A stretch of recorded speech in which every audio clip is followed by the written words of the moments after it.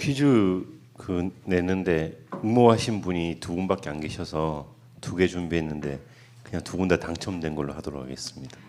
마치고 광고 시간에 드리든지 예배 후에 드리든지 하도록 하겠습니다. 좀 개인적으로는 좀 가슴이 아픕니다. 그 내년에 기회를 한 번 더 만들어 드리도록 하겠습니다. 제가 내년에도 제주도 갔다 올 계획이라서 제주도 갔다 왔을 때 한 번 더 해봅시다. 제목을 뭘로 잡았냐면 요거는 이제 숨기고 그 만나 그 이제 언약 전달 이라고 하셨거든 제목에. 그래서 이제 그냥 저는 그냥 요거 하나만 붙였습니다. 언약 전달차. 그래서 이제 그 이제 부연 설명이 필요할 것 같아서 혹시나 해서 이제 여러분입니다. 이제 이거 확인시켜 드리려고 이렇게 준비했습니다. 그 원단에 주셨던 말씀이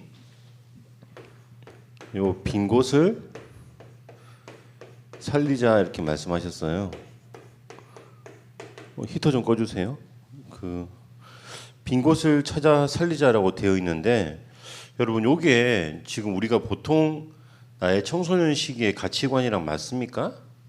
그 목사님이 생각할 때 내가 청소년 때도 그랬고 지금도 이제 그 아저씨들하고 같이 이제 목사님이 지금 아저씨잖아. 그래서 아저씨들하고 이야기하거나 또 아줌마들 이야기하는데 가거든. 목사님 일부러 이제 아줌마 이야기하는 들을 때마다 무슨 생각 드냐면 이게 지금 요 빈 곳을 좀 유식한 말로 바꾸면 상실감 이곳이 있는 현장인 겁니다.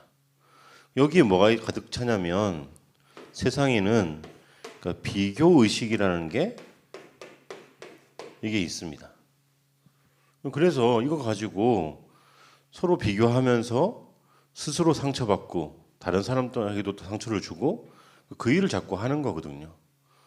그런데 강단은 뭐라고 말씀하시냐면 하나님께서는 이 빈 곳 살리는 응답 너한테 주겠다 이렇게 말씀하시는 거예요. 근데 여러분 요거 무슨 생각 들었냐면 내가 목사님이 개인적으로 미술을 별로 모릅니다. 딱 하나 아는 거 있습니다. 대한민국 화풍이 있는데 그 여백의 미라고 들어보셨어요? 우리나라 수묵화는 이제 그릴 때 보면 일부러 공간을 하얀색으로 처리를 하고 묵으로만 표현하잖아요. 그래서 농도를 가지고 처음 듣는 이야기냐? 혹시 나만 알고 있는 거야? 아니잖아, 다 알고 있잖아. 왜 그런 식으로 뭐 처음 듣는 것처럼. 그러니까 불신자도 우리나라 화풍은 상실감과의 비교의식을 갖다 그냥 여백의 미로 승화시켰습니다. 우리는 어떻게 해야 됩니까? 언약 잡고 하나님이 요 말씀하시는 이 빈 곳을 도약의 발판으로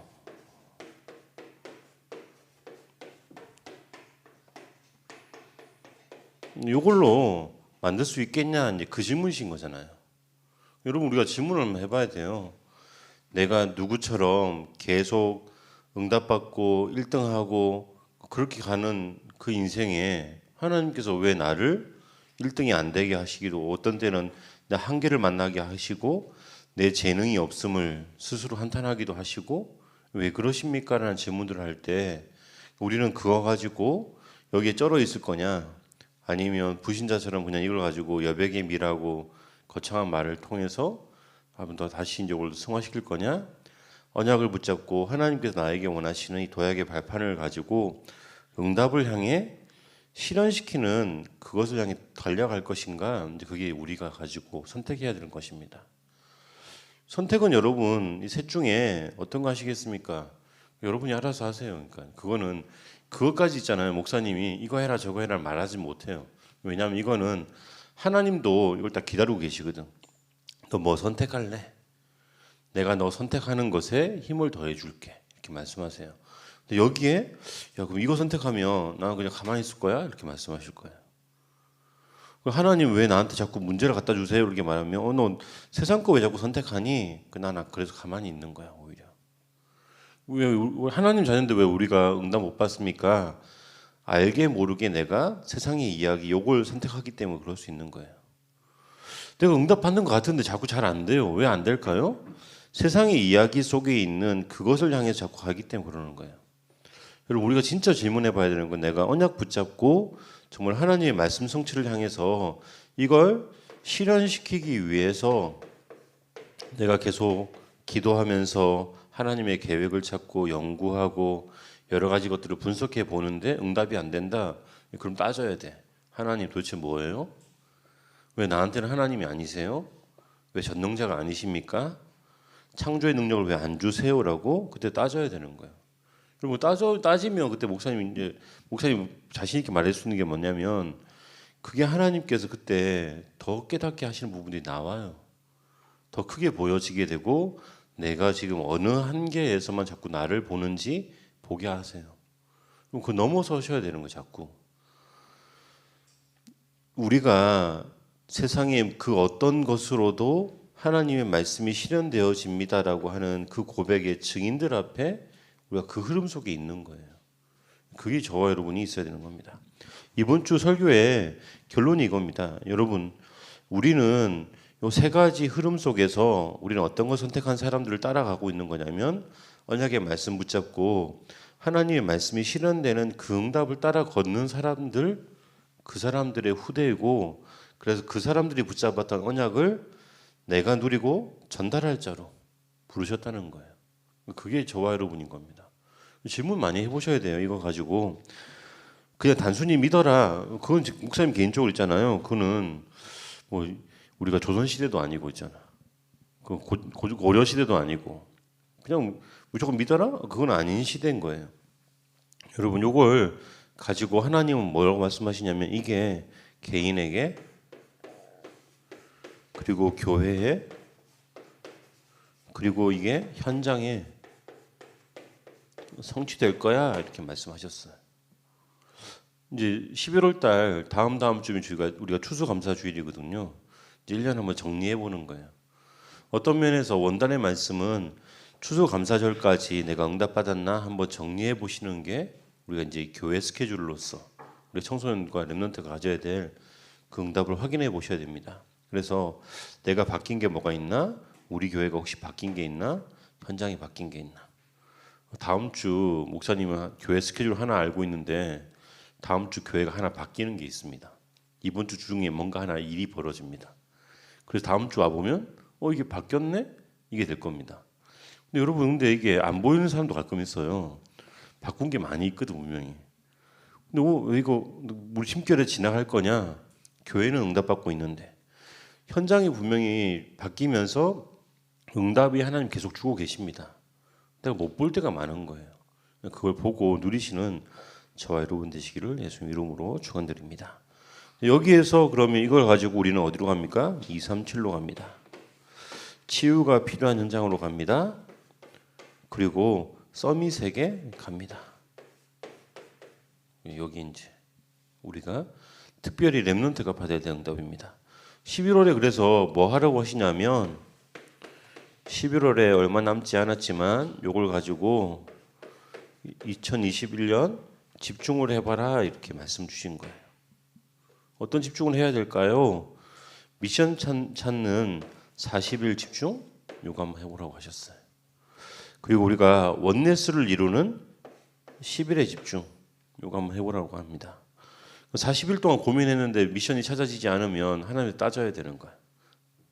10일 동안 기도했는데 원네스가 이루어지지 않는다 따져야 됩니다. 그리고 렘넌트를 하나님께서 시간표를 볼 수 있는 그 집중 속으로 들어가라고 말씀하셨어요. 그러니까 하나님의 언약의 성취의 시간표를 현장 살리는 렘넌트의 시간표를 보는 집중 속으로 들어가셔야 됩니다. 그 응답으로 누리시길 바랍니다. 그럼 이걸 가지고 우리가 질문을 먼저 한번 해봐야 되겠습니다. 이제 개인 나는 이 질문입니다. 나는 무엇을 가지고 있으십니까? 여러분, 저와 여러분이 교회에 대해서 내가 무엇을 붙잡고 있는지 한번 확인해 보셔야 돼요. 나는 복음에 대해서 무엇이 복음입니다라고 말하는지 확인해 보셔야 됩니다. 이스라엘 민족들이 하나님께서는 복음을 주셨는데 이 복음을 이스라엘 민족은 뭐라고 받아들였냐면 율법으로 받아들였어요.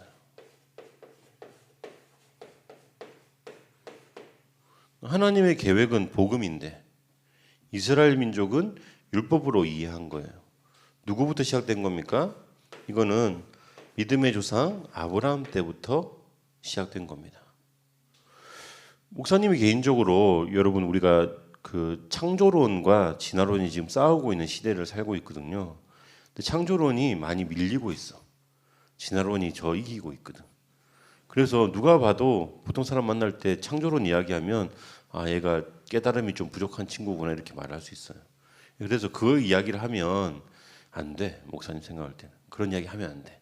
괜히 그 지고 있는 싸움에 끼어 들어가서 내가 같이 져줄 필요는 없는 거야. 그거는 나중에 하면 돼. 그냥 누가 봐도 분명한 하나님의 언약을 가지고 언약이 맞구나라고 깨달아져야지. 그럼 창조가 맞겠네? 그러면 어떻게 창조가 맞지라고 질문해 봐야지.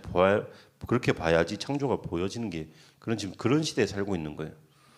여러분 그러면 목사님은 개인적으로 창세기 1장 1절부터 시작하지 않아요. 여러분들한테. 여러분들이 봐야 될 시작은 어디로 봐야 되냐면 요 아브라함이라고 하는 그 시작부터 봐야 돼요. 여러분 우리가 지금 아담 다음에 대표작 한 명 더 있습니다. 노아 있지 않습니까? 노아의 홍수. 근데 그것도 목사님은 보지 말라고 하는 거예요. 그거 보지 말고 어디를 시작으로 아브라함부터 보라는 거예요. 이 아브라함부터 시작된 언약을 지금 우리가 받은 거예요.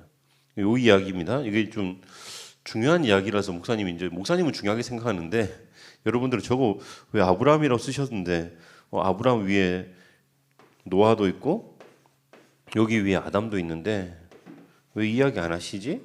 이 이야기는 이제 한번 좀 깊이 있는 데이터가 좀 필요합니다. 근데 여기 아브라함이 붙잡은 언약이 언제 성취되어졌습니까? 야곱과 요셉의 시기에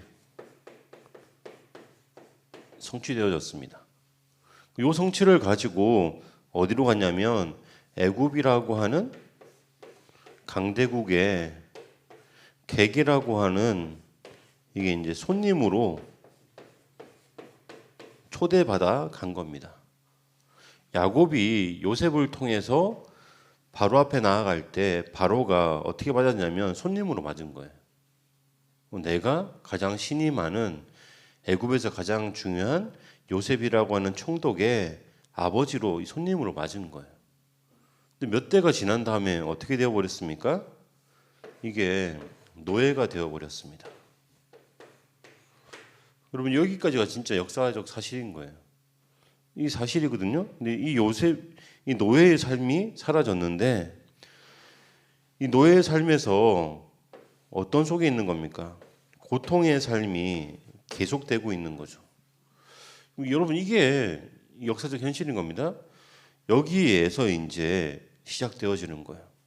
아브라함이 붙잡았던 언약이 이 고통이라고 하는 그 현장으로 되어졌습니까? 라는 질문 속에 하나님은 그거 아니야 말씀하시는 거죠.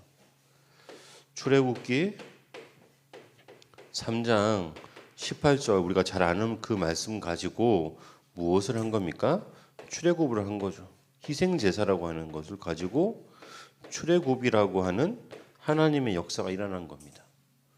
성경이 말하고 있는 게 뭐냐면 요걸 말하고 있습니다. 여러분 이 말을 말하면 그냥 양 한 마리 잡아서 제사 드렸는데 노예에서 해방받았다 이렇게 이제 더 축약시킬 수 있거든요. 그렇게 말하면 이게 말이 됩니까? 세상 많은 사람들한테 노예의 삶을 살고 있는 사람들한테 양 한 마리 잡아보세요. 그러면 그 노예의 삶에서 해방받을 거예요. 이렇게 말하는 거예요. 지금 양 가격이 좀 비싸서 양 잡는 게 좀 비싸니까 그럴 수 있겠네라고 할 수 있을지 모르지만 이스라엘 민족들한테 옆에 있는 개, 고양이 뭐 이를테면 요즘 그 개, 고양이도 이렇게 말하면 안 되겠다. 개미 한 마리 잡아서 죽여보세요. 그러면 받습니다 이렇게 말하는 거예요. 그럼 그게 복음인 겁니다. 요 이야기를 가지고 무엇을 받았냐면 이게 실제로 응답을 받은 겁니다. 그 증거로 뭐가 온 거냐? 이게 만나가 온 거예요. 요거 만나가 왔으니까 여러분 요 배경 설명을 쭉 한 거예요. 1대지는 되게 재미없는 것 같아요. 미안합니다. 죄송합니다. 다음에 더 재미있게 한번 해보겠습니다. 두 번째로 이거 뭐 하냐면 이걸 가지고 대대로 간수해라 이렇게 말씀 주셨어요. 그러면 이걸 가지고 하나님께서 우리에게 어떻게 간수합니까라는 질문에 뭐부터 주셨냐면 그릇을 먼저 준비하세요 이렇게 말씀하신 거예요. 여러분이 우리가 요 복음이라고 하는 아브라함부터 시작되어진 출애굽의 역사가 만나라고 하는 증거로 왔을 때 그것을 나는 복음으로 깨닫고 복음을 담을 그릇을 준비하는 겁니다. 그게 우리가 렘넌트가 걸어가야 될 걸음입니다. 근데 이 그릇을 어디에 두어야 됩니까? 증거판이라고 하는 것 앞에 두어야 됩니다. 이제 증거판은 뒤에 나옵니다. 이게 뭐냐면 이 십계명 말인 거예요. 이 십계명이 어디 안에 있는 거냐면 나중에 지을 성막 중심에 있는 겁니다. 성막이라고 하는 것 자체가 이스라엘 백성의 중심에 있었습니다. 근데 성막의 중심이 증거판입니다. 근데 그 증거판 앞에 뭐가 있냐면 만나 담은 그릇이 있었던 겁니다. 그럼 우리 삶의 중심이 어디냐? 이제 그 질문도 해야 되는 거죠. 그 질문 속에 하나님의 언약이 예배가 그리고 하나님의 말씀이 그 앞에 있습니까? 말씀에 붙어서 뭐가 있어야 되는 거예요? 증거가 같이 있어야 되는 거예요. 말씀과 증거를 같이 가지고 있어야 됩니다. 요걸 가지면 뭐가 됩니까? 이 두 가지가 말하는 게 하나님께서 인도하고 계십니다. 이 말이 되는 거예요. 그리고 이 인도는 하나님께서 우리를 보호하고 계십니다. 이게 되는 겁니다. 이걸 대대로 증거하는 겁니다. 그럼 이걸 가지고 언제까지라는 질문을 해야 됩니다. 이 언제까지가 어떻게 됩니까? 요거 다음에 어디로 가냐면 우리는 시내산으로 갑니다. 시내산에 가서 아까 말한 증거판과 십계명, 성막, 전체적인 인도와 보호하심에 대한 규례를 응답을 받습니다. 삶이 정돈되어지는 거죠. 복음 가지고. 정돈되어지면 그 다음에 어디로 갑니까? 가나안까지 갑니다.